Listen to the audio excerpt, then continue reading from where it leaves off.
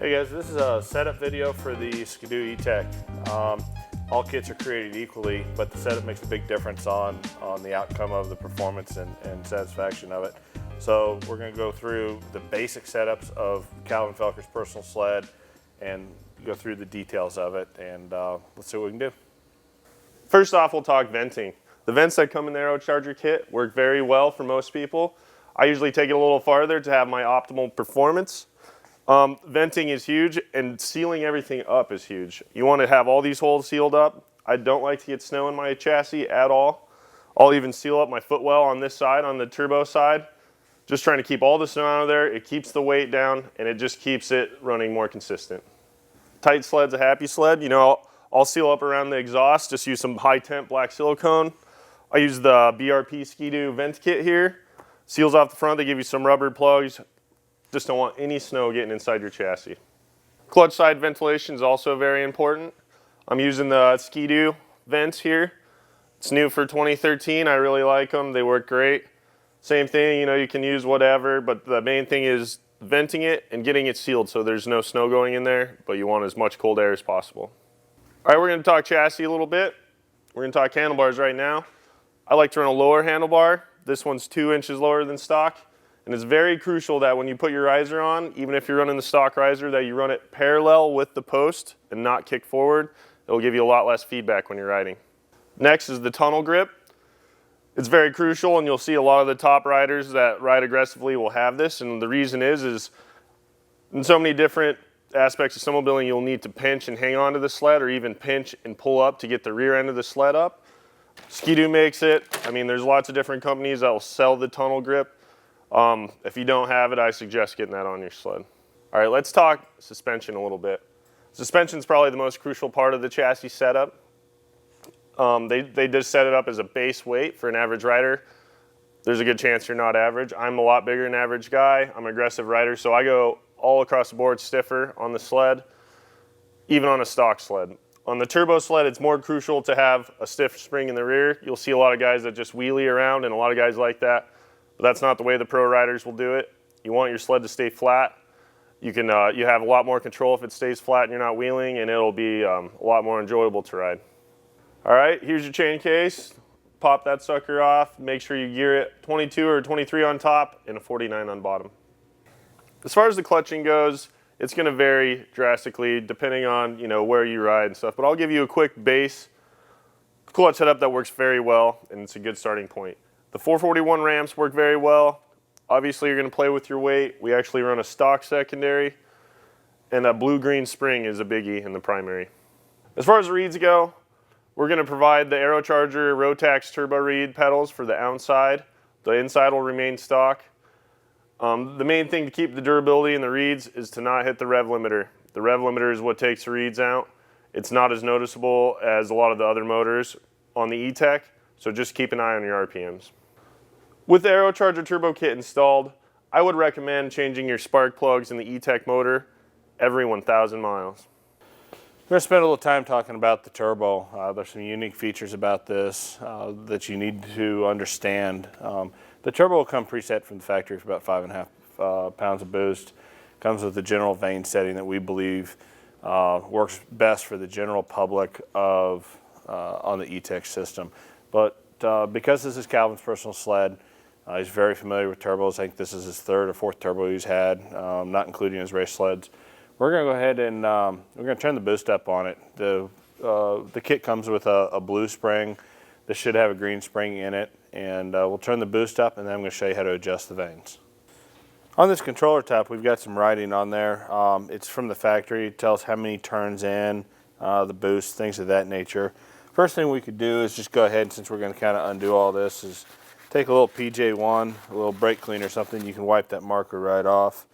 From this angle, we can see the top of the controller and the turbo. Something you may note, this is an option that we offer. It's a ported turbo with a welded inlet, something we did for the race team. Calvin chose to do it. It is available to the general public as well.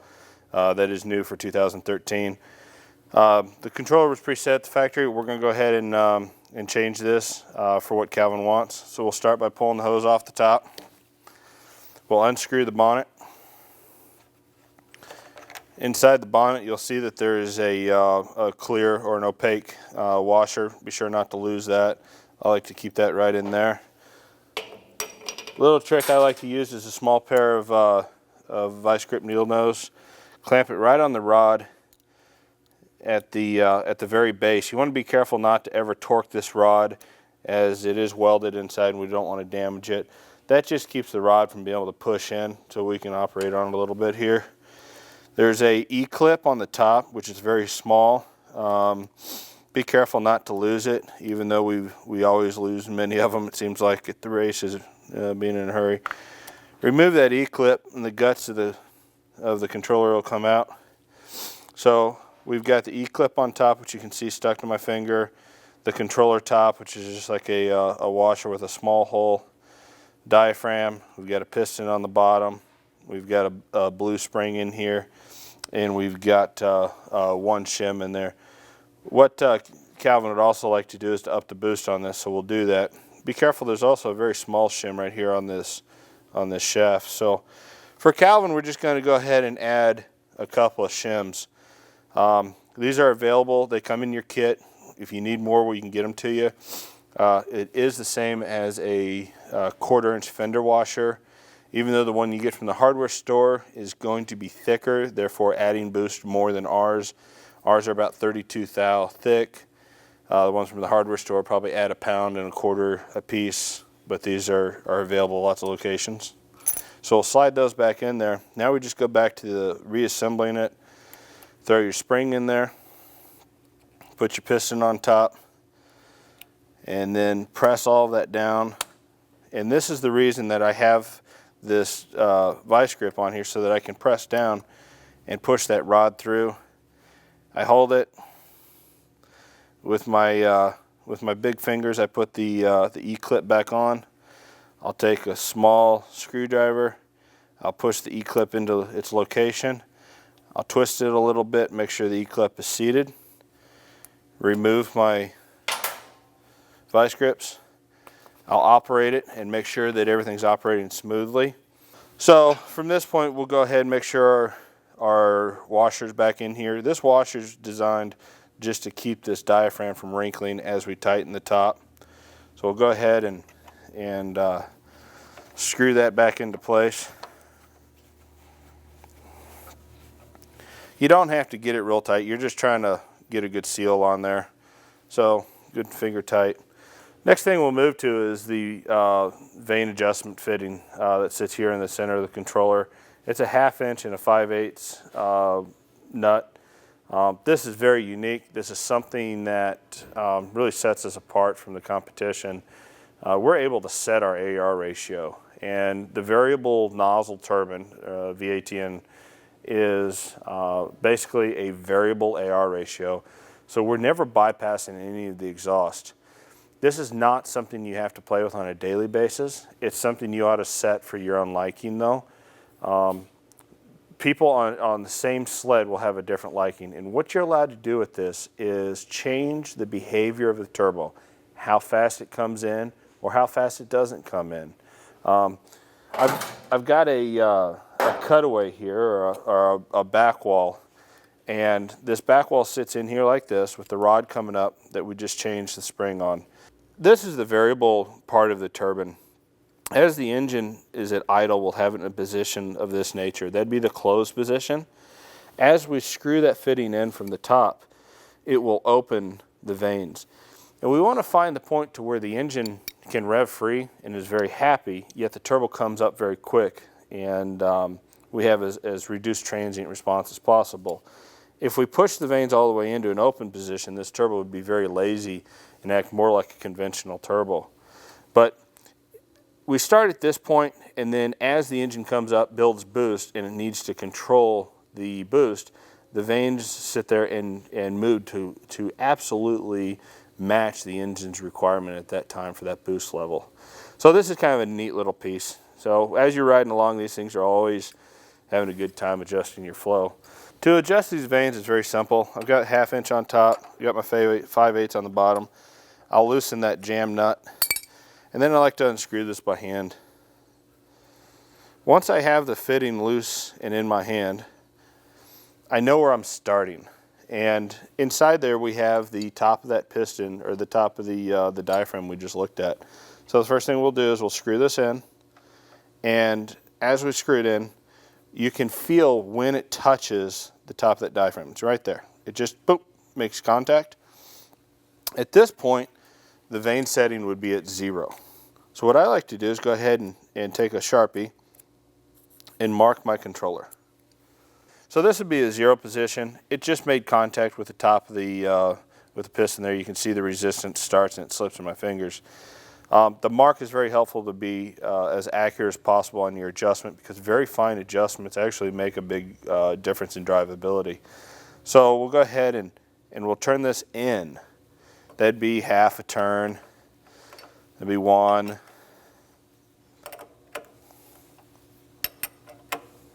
2, 3.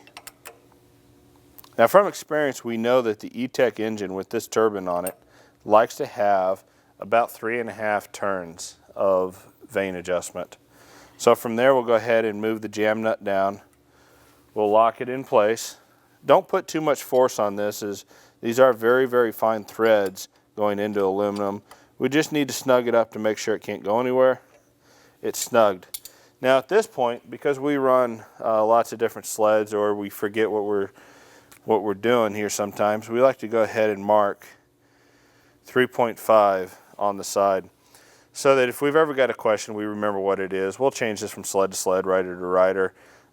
And in 3.25 turns would be a big change from 3.5. 4 would be very dramatic in the open position. This has a lot to do with bottom end throttle response, and something you should definitely investigate on your own time. Just carry a wrench and play with it, and you'll see it's kind of fun. So now we just need to button the turbo up. I'll go ahead and plug its boost controller back in. I'm not saying I've ever forgotten to do that, but it might happen a time or two. Make sure the lines are all in good shape. You know, nothing's rubbing, nothing's kinked. Another question we get a lot is the turbo oil that's inside. Of course, we put oil in this during the install process, but we get the question of how often do I need to change it. The truth is you don't ever have to change it at all. I recommend checking it once a year. If you went 3 years or 5 years, you'd be fine. We use a very small amount of oil. There's plenty of oil in here to last certainly the life of a snowmobile. But once a year, go ahead, check the oil. We get the question from time to time about you know, leaving the sled upside down. We all have had to roll our sleds for one reason or another to get them unstuck or out of a location, or having an oops. The oil, there is a vent on here. Oil can come out. It's not impossible. It does happen. If you see oil that's dripped out, even if you see it on a side panel and you've got a puddle that's a couple inches in diameter, it's not a big deal. It's a small part of the oil that's in there. Don't be concerned about it. Enjoy the rest of your riding for that weekend or that week, and the next time you get an opportunity, you can check the oil. All right, let's go ahead and fire this thing up, and we'll show you a few of the details of the gauges. As we fire the vehicle up, you'll see the air fuel gauge comes on. HER means that the heater's on. It's trying to heat the element to proper operating temperature. When it reaches that temperature, it'll go ahead and display the air-fuel ratio. We don't care about the air-fuel ratio during idle or cruising. We only care about it at max throttle position. 22.4, it's displaying. That just happens to be the limit of the gauge. E-TEC's very unique in that. On the Aero Commander, you can see that we're in the green mode right now. As you rev it, the green lights will go up indicating you're processing through that mode. Then it'll go to the orange. You push the mode button, you're going to cycle through the modes. You're in red, now you're in green, blue, yellow, blue, red, blue. Push it again, you go back to green, and then you can go through it again. The green is for idle. It will go through the orange, or the yellow, the red.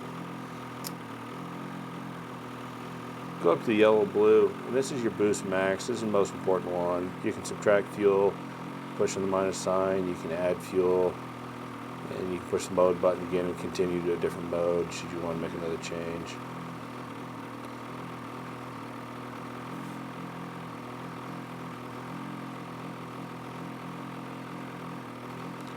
At this point, you leave the controller alone, it'll go back to its run mode, and you're good to go. You know, many years ago, Ski-Doo came to us and asked us to develop a system for them. That's fantastic. We've worked hard with them. We've got hundreds of hours of dyno testing, and the setup makes a big difference. That's why we wanted to make this video, help you along. If you've got something unusual, 174 3-inch track, or you've just got an odd application for whatever reason, give us a call. And at this point, Calvin, you have one more thing you got to do to the sled. Yeah, the most important thing is to go ride it and enjoy, for sure. Yep. Thanks for watching the video, and thanks for joining the Aerocharger family.